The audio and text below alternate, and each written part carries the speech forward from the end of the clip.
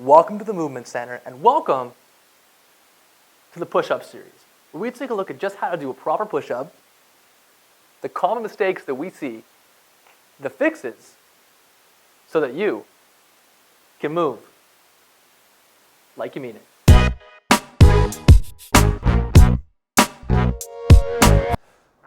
What is up, guys? Welcome to episode 6 of the push-up series. And we're focusing on a big one today. It's so big, we're going to put it into 2 parts. So we're going to have part 1, which we're going to focus more on flexibility and some strength. Part 2, which will be our next episode, our part of this is going to be how to find neutral core and engage neutral core while you're doing this. Because today we're talking about how to not extend and do this while you're doing your push-ups. Right, so we want to find how to be able to engage this good core position. What can happen with this is sometimes the hip flexors in the front will be so tight that they will pull you into this arch position while you're doing this, or your glutes won't engage so much that you will then not be able to extend and hold this good position. So the fix for this, or actually, first I'll show you guys just a review of what's going on. So if we drop down into our push-up position, so from here, if Christina's not activating her glutes and she's then sagging through her lower back, this is the wrong thing to do. So the test for this to know if you guys are doing this or not is you can have one of your friends that you're close with come by while you're doing your push-up and do the poke test, we're going to call it, and poke into the glutes. And if that's not engaged or not turning on well, it's a problem. It should be. You can activate for us there, Christina. Good, engage and solid, and you should see some good rigidity that's going to stabilize the pelvis, the lower back, and the hips as you do this. But we're not advocating people go out there and poke random people's butts. But we want to be a friend, and you have to be ready for the poke, okay?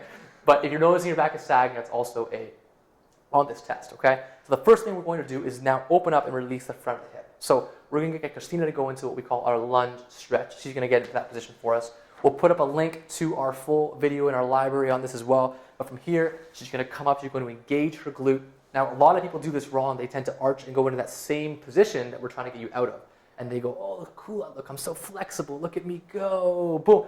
We're really not stretching what we want to stretch here. So if we could Christina, boom, back into this position, engaging her glute, tilting her pelvis posteriorly, we call it, or tucking her tail, she'll feel a pretty good stretch in the front of her hip. But if she doesn't do that, and she does it the wrong way, look at how flexible she can be. Perfect. So we want to make sure you're engaging the right movement position while you do this. So once you've opened up your hip on both sides, about 2 minutes per side, then we're going to jump on our backs, and we're going to get into a banded bridge. We're going to try to get glute activation. The band, which will be sneaks around her legs, will come right up here. And we can also put a link to our library for this as well. It's going to engage the glutes. Boom. So she's got her glutes activated now. They're solidly engaged here. She's found neutral core. And she goes up and she holds. Right? This is going to help her just learn how to find that position before we get her into a plank, which is much more challenging to hold in and come back down. Perfect. Up again. One more time. Good. She seems like I'm done. Good. And then come back down. Good, perfect, and that's awesome. So, to review that for you guys today, you can just hang out there. You can take a rest. What we want you guys to do is, if you are having this lumbar sag or kind of wonky position, first thing you want to do is take care of your hip flexors, open those things up, then get in and do some banded bridge work to activate those glutes and find that neutral position. Make sure you are in a good core position there. And then finally, go on to do some more progressions of your core activation, which we'll show you in episode 2. But that's it for episode 1, or I should say part 2. If you have any questions, let us know. Subscribe to the channel. Follow us on the Instagram at The Movement Center. And of course, move like you mean it. Move like you mean it. Thanks a lot, guys.